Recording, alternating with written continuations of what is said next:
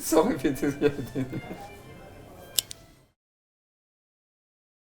Je suis Loïc, je suis aubergiste lyonnais, donc j'ai 2 hôtels et un restaurant. Moi, c'est Grégory, j'ai 39 ans, je suis cuisinier en majorité. Alors le portrait pour moi c'était simplement une manière de se poser les bonnes questions, à savoir qui je suis, d'où je viens et où je veux aller. Et donc le fait de le faire déjà à titre personnel a des vertus énormes pour mon projet d'entreprendre. Et quand j'ai décidé de m'associer avec Grégory, c'était pour moi une manière rêvée de faire le plus beau pacte d'associés qui puisse exister, c'est-à-dire se raconter nos histoires, se dire pourquoi on a envie d'être ensemble. Quel est l'ADN du projet et comment on a pu en arriver là et ce que chacun a pu apporter. Alors l'idée c'était pas de se répartir, tiens lui il a fait ci, lui il a fait ça, mais de se dire voilà où a été notre réflexion commune et ce vers quoi on voulait tendre et ce vers quoi on a finalement tendu. Et c'est surtout leur âme d'entrepreneur qui m'a parlé, qui m'a séduit. J'aime leur projet, j'aime ce qu'elles font, j'aime leur approche. Et donc, très sincèrement, si ça avait été d'autres personnes, je ne suis pas sûr que j'aurais fait cet investissement au lancement d'une nouvelle activité. Et donc, j'avais envie de faire quelque chose avec elles depuis longtemps et c'était l'occasion. L'objectif, justement, c'est pas de faire de la com. L'objectif, il est d'aller... il n'est pas d'aller chez le psy non plus. L'objectif, il est vraiment d'être en conscience et de poser des choses, d'écrire des choses. On n'a plus l'habitude de ce mode de communication, c'est-à-dire prendre le temps. Et dans ma marque, l'instant présent, Precious Time, est vachement important. Et donc, c'est très cohérent de se dire que l'écriture et le portrait qu'on a, eh bien, effectivement, on n'a plus l'habitude de ce type de lecture. Donc, on va mettre du temps. Moi, il me faut pratiquement 10 minutes pour lire ce qui est écrit, en tout cas la première fois. Et donc, c'est un travail qui est pas vu, qui est hors des sentiers battus.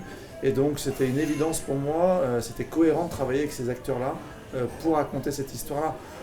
Les agences de com ne font pas du tout ce travail. Ce que j'ai bien aimé, c'est que ça m'a poussé à me poser des questions que je ne me serais pas posées par ailleurs. Ça a permis de ressortir des choses qui n'étaient jamais ressorties jusqu'à présent des précédentes interviews que j'avais pu donner.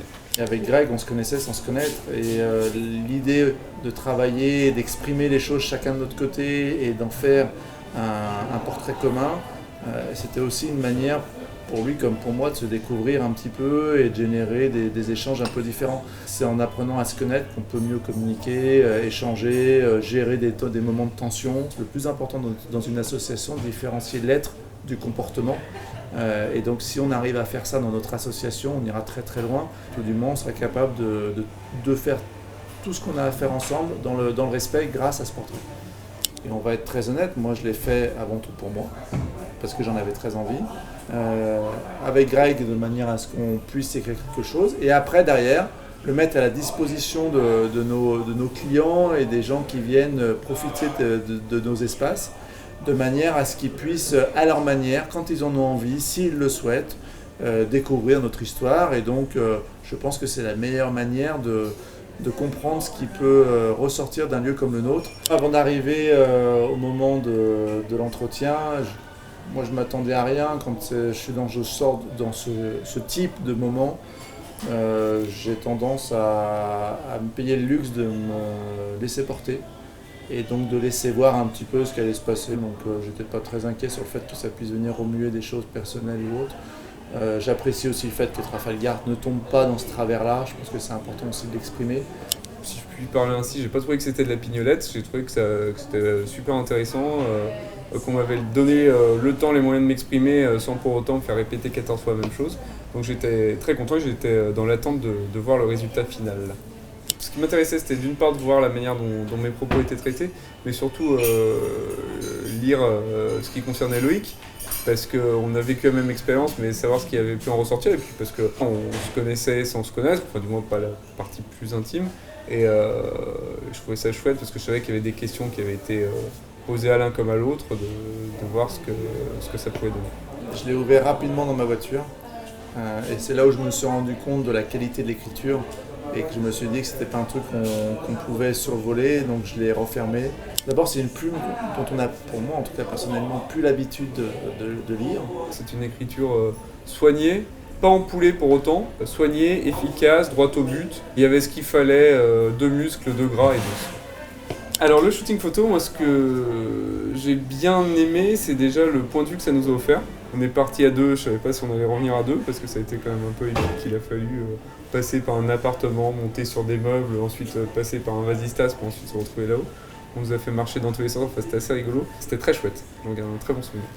La photographe était vraiment très compétente, en plus elle travaillait à l'argentique. Le lieu était juste unique, prendre de la hauteur était extraordinaire. Ce côté un peu insolite d'arriver chez quelqu'un, de grimper sur ce lieu-là, d'avoir toute l'équipe qui nous briefait et en même temps on était très libre. Une lumière qui était surréaliste à ce moment-là, je crois même qu'il avait dû neiger le matin ou un truc dans ce genre, mais on a eu une lumière rasante qui était juste magnifique. Et voilà, donc pour moi c'était à l'image de ce que j'aime dans la vie. Très sincèrement, la plus belle des reconnaissances, c'est ce que nous on peut leur apporter comme retour. Les recommandations, quand on est sur du sur-mesure, on a juste besoin que ses clients, ce qui est à peu près vrai dans tous les commerces, mais aient envie d'en parler et envie de revenir. Il y a des trucs tout préétablis, conceptualisés par avance et en fait sont des petites boîtes dans lesquelles on doit rentrer. Et puis il y a le sur-mesure qui consiste à fabriquer la boîte autour de nous. Mais je serais incapable de la chantonner et je passerai ce moment ridicule. Mais c'est, je crois, dans l'avant-dernier album de M, qui est l'Amomalie, et c'est l'âme. C'est une âme. Et d'abord, j'adore cette air-là.